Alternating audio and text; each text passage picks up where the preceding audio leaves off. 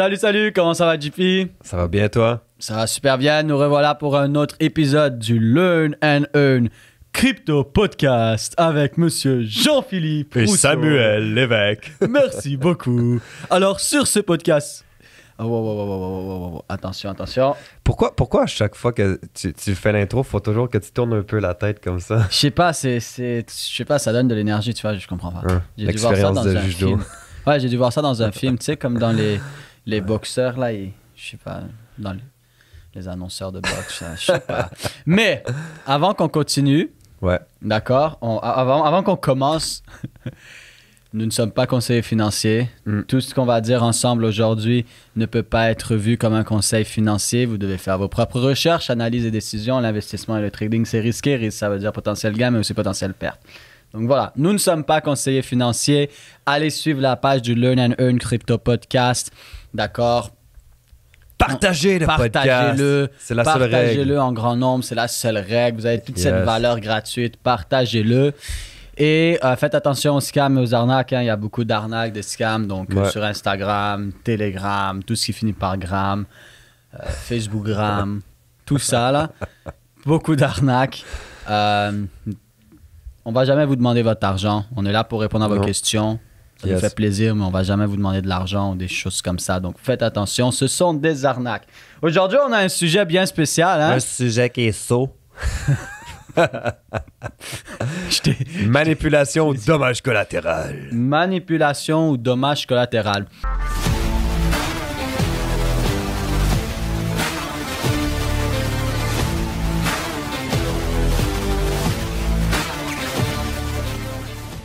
Et c'est un sujet que je voulais qu'on touche parce qu'en plus, avec ce qui s'est passé avec FTX, et là maintenant, on pourra en reparler aussi on pourra faire un autre podcast par rapport au fait que les gens sont dans la dépression totale présentement, mais ça sera un autre sujet. Et justement, on voit ce qui s'est passé avec FTX. Et premièrement, ça nous montre quelque chose. Garde pas tes cryptos dans un échange.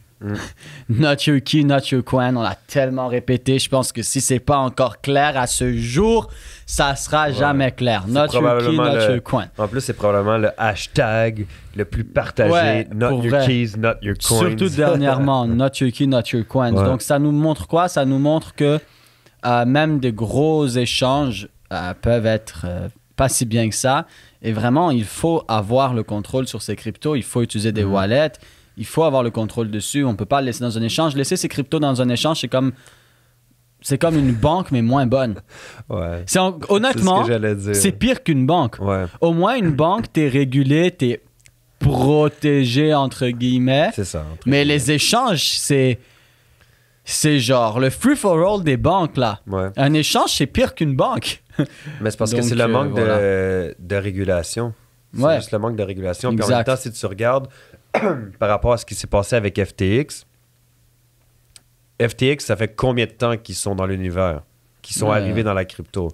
Ça fait pas longtemps, ça fait 2 ans à peu près. Ouais, max. À peu près maximum 2 ans. C'est 2021 là qu'ils ont eu le gros boom là. Ouais, exact. Puis comme n'importe quelle entreprise, ça va prendre jusqu'à 5 ans. Après 5 ans, une entreprise est beaucoup plus stable dans le marché du business. Même chose pour les compagnies crypto. Ouais. Eux, ils étaient stables dans le marché des arnaques, mais bon. Ouais. Mais justement, le sujet, c'était pas nécessairement relié à FTX, mais on fait une parenthèse dessus parce que je pense que ça a beaucoup de bonnes leçons à nous apprendre. C'est une bonne prise de conscience. Ouais, c'est une bonne prise de conscience parce que c'est quand même une des plus grosses fraudes qu'il y a eu dans l'histoire, pas juste de la crypto-monnaie en général. C'est énorme. Donc, c'est une belle prise de conscience. Sauf qu'il y a quelque chose aussi que je veux qu'on parle par rapport à ça. Là, dernièrement, dans les derniers jours, là, on parle beaucoup de... est-ce que Binance a fait exprès pour que FTX fasse faillite? Est-ce que Binance l'a fait par exprès? Et ça nous amène à un sujet qu'on touche souvent lorsqu'on parle de smart money. Moi, je dis souvent que le marché n'est pas manipulé, mais je dis manipulé aussi, mais... Ouais. Orchestré, devrais-je dire. Donc, le marché est orchestré. Mais ça nous amène à une question. Tu sais, souvent, quand on trade, pour mes traders qui ont de l'expérience, les investisseurs et tout ça, qui sont dedans depuis un certain temps, on dit souvent que le marché est manipulé et qu'on va se faire liquider. Hein? Donc, pour que quelqu'un gagne $1, quelqu'un doit perdre $1. C'est un échange. Le marché, le trading, l'investissement, c'est une équation nulle. Tu échanges $1, donc tu le perds. Donc, quelqu'un le gagne. Tu échanges $10, donc tu le perds, donc quelqu'un le gagne. Si quelqu'un gagne $1 million, une personne ou un groupe de personnes a perdu $1 million. C'est un échange. Et là, souvent, on va entendre, le marché, il est manipulé pour faire perdre monsieur, madame, tout le monde qui trade son $1 000, le professeur qui trade son $1 000, le comptable qui trade son $1 000, l'entraîneur qui trade son $1 000, et que le marché, il est fait pour faire perdre ces gens-là.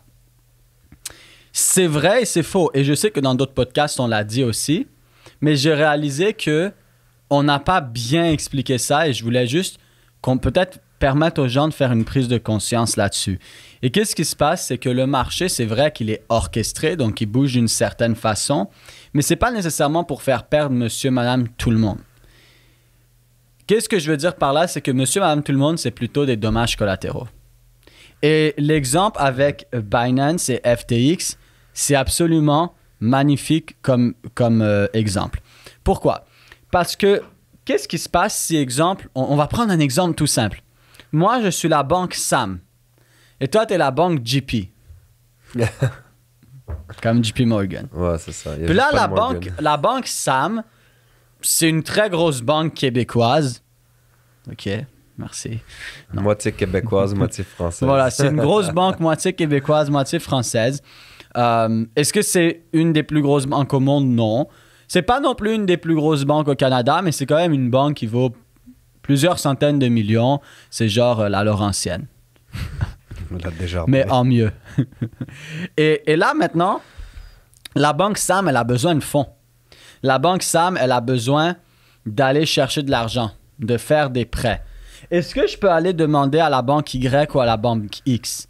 Non, parce que la banque Y et la banque X sont plus petits. Ça veut dire que les autres banques sont là, puis moi, je suis là. Alors, en général, je suis plus gros que toutes ces banques-là. Qu'est-ce que je vais devoir faire? Je ne peux pas aller leur emprunter de l'argent, je suis plus gros qu'eux. Si je veux emprunter, exemple, un milliard, eux, ils ne l'ont pas nécessairement. Alors, qu'est-ce que je vais aller faire? Je vais aller emprunter à toi, JP, à la banque JP. Morgan. Ouais, voilà. Et donc, je vais aller voir la banque JP Morgan et je vais dire, hey, JP, moi, j'ai besoin d'1 milliard, plaf, plaf, plaf, on va négocier ça, le taux d'intérêt, boum, boum, boum, et tu me prêtes le milliard. Qu'est-ce qui se passe maintenant? Toi, qui est JP Morgan, donc une des plus grandes banques du monde, hein, maintenant, tu m'as fait le prêt. Ça veut dire que c'est toi qui as le gros bout du bâton. C'est toi qui as le gros bout du bâton. Parce que c'est toi qui m'as fait le prêt. Donc, le contrat, l'intérêt, l'argent, je dois tout ça à toi. Tu sais exactement comment me mettre potentiellement dans la merde même si j'arrive pas à faire mes paiements. Sauf que quand on parle de banque, il y a des régulations. Donc, ça change tout. Maintenant, on prend ce concept et on l'amène aux échanges où il n'y a pas de régulation. Et là, je dis aux échanges, je parle de ça par rapport à la crypto, mais c'est la même chose pour les actions de compagnie, pour le forex, pour l'or, etc. Qu'est-ce que ça veut dire? Ça veut dire que maintenant, la banque JP Morgan, elle ferait beaucoup plus d'argent si elle ne me prêtait pas l'argent, si moi, je perds, je fais faillite et à la place, elle récupère tous mes clients.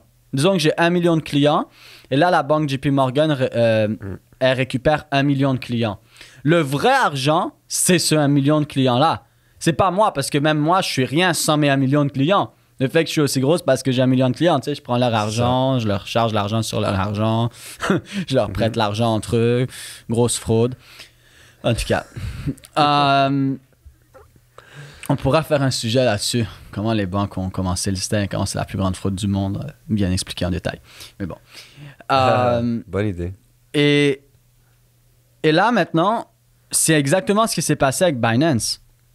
Binance, si FTX, tout d'un coup, il se passe qu'est-ce qui s'est passé? FTX ferme, il crash. Tous les clients de FTX vont s'en aller vers les autres échanges mais surtout vers l'échange le plus sécuritaire. Ouais. Et le plus connu, le plus utilisé. Quel est l'échange le plus sécuritaire, le plus connu et le plus utilisé Binance. que les gens ont en tête présentement? Binance. Binance, c'est le super-héros qui a arrêté cette pyramide de fraude de FTX. Tous ces clients s'en vont vers quoi? Binance. Quand Binance ramasse tous ces clients-là, maintenant, quand les clients vont faire des achats, des ventes, du trading, toutes ces commissions-là, ces frais-là, à chaque jour, ça s'en va à Binance. On parle de milliards de dollars. Il y a un site où on peut le voir, j'ai oublié le nom du site. C'est des centaines de millions par jour. Maintenant, en bear market. Maintenant, imaginez en bull run. Au prochain bull run, ça va être énorme. Là. Exactement. Le bear market, c'est pour ça que c'est le sang. Parce que le bear market, tu vas chercher le plus possible de tout le monde, tu leur fais faire faillite et toi, tu deviens de plus en plus fort. Donc, tu étais là, tu ramasses tout le monde, tu deviens là. Et là, tu attends le prochain bull run. Et ainsi de suite, et ainsi de suite, et ainsi de suite, et ainsi de suite. Et c'est pour ça qu'il faut se poser la question, est-ce que le marché est manipulé ou est-ce qu'on est seulement du dommage collatéral? Parce que à la fin de la journée, Binance, dans ce cas-là, on va prendre Binance parce que Binance, dans les échanges, par rapport aux échanges, c'est lui le smart money. OK? Si on le mettrait par rapport à tout, c'est pas le cas. Mais par rapport aux échanges, c'est lui le smart money. C'est plus gros que Coinbase, c'est le plus gros que tout le monde. Si quelqu'un veut emprunter, il doit emprunter à Binance. Ça veut dire que Binance est capable de les liquider. Il sait exactement que s'il amène le prix à tel niveau, que s'il a fait tel prêt en Bitcoin à Coinbase et qu'il amène le prix à tel niveau, Coinbase se fait liquider. Ça veut dire quoi? Deux choses. Soit Coinbase est assez solide pour prendre la liquidation et eux, ils ramassent l'argent avec les taux d'intérêt et ils sont gagnants. Ou Coinbase n'est pas assez solide et ils ramassent tous les clients. Alors, ce qu'il faut comprendre, c'est un monde de shark. Binance, si on prend l'exemple de Binance comme étant smart money, son but, c'est pas d'aller liquider Jérôme qui a 1000 $. Non, son but, c'est d'aller liquider les hedge funds, les petits hedge funds. Et quand je parle de petits hedge funds, c'est des petits hedge funds qui valent quelques millions. Les échanges. En fait, le vrai smart money, ce qu'il va faire, c'est qu'il va aller liquider les petits échanges, les petites banques, les petits hedge funds, les traders et investisseurs personnels, mais qui valent plusieurs millions et plus. C'est ces positions-là qu'il vise. Mais en allant liquider ces positions-là pour récupérer les fonds aussi. Et les clients, ça te liquide toi aussi. Donc, dans le fond, tu es juste du dommage collatéral.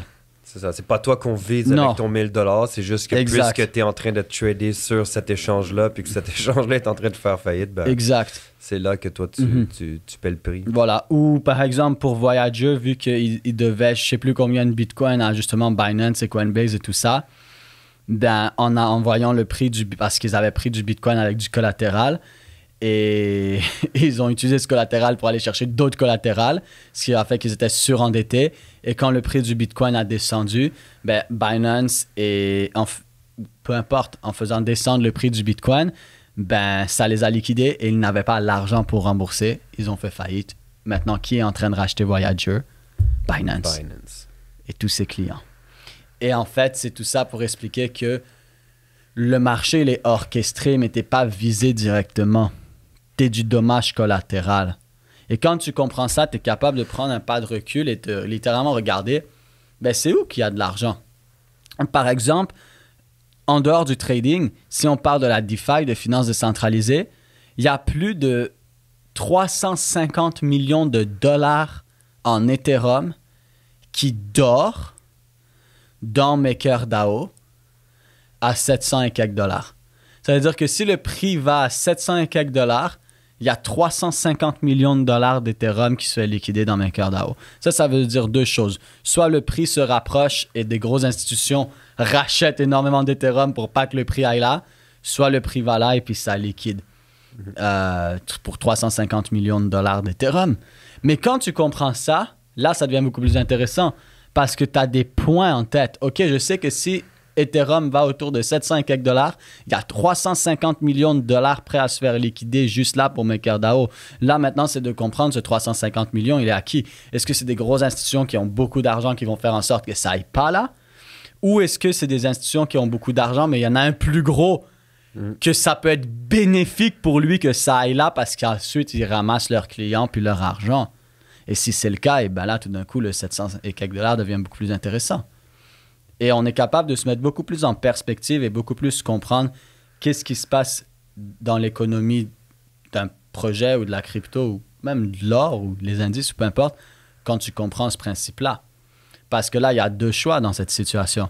Soit ça ne se rend jamais à 700 et quelques dollars parce qu'ils sont tellement gros. Tu sais, si c'est 350 millions qui appartient à JP Morgan, crois-moi, ça ne s'en ira pas à 700 et quelques dollars. Mais si c'est 350 millions qui appartient à Coinbase et à ci et à ça, puis que quelqu'un comme Binance veut les ramasser, puis que lui, il n'a presque pas de perte à ce niveau-là, là, ça peut aller là. Mais on ne peut pas comprendre ça si on n'a pas compris le principe que c'est une guerre entre les gros et nous, on est des dommages collatéraux. Ouais. Et quand tu comprends ça, là, tu peux tout mettre en perspective et réaliser, OK, c'est ça que ça veut dire. C'est-à-dire qu'il y a 350 millions qui dorment là.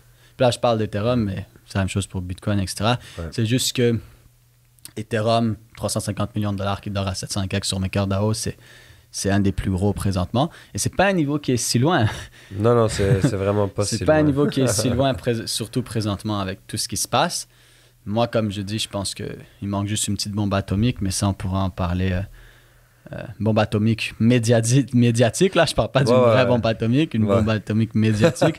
On pourra en parler sur un autre épisode par rapport à ça et à la peur des gens. Voilà. Yes. Ça fut super instructif. Quelque chose. Je n'ai rien à rajouter. C'était très intéressant. Merci pour ce sujet, Samuel. Ça fait super plaisir. Et guys, allez le partager. Allez le partager. Vous écoutez, vous aimez le podcast, ça vous aide. On le fait pour vous. On vous demande une seule chose. Maintenant, pensez à 2 personnes. 2 personnes autour de vous qui ont besoin de faire plus d'argent ou qui ont besoin d'entendre cette information. On connaît tous 2 personnes qui ont besoin de plus d'argent. Partagez le podcast. OK? Et on se voit sur le prochain épisode. Yes. Let's get it. Ciao. Ciao.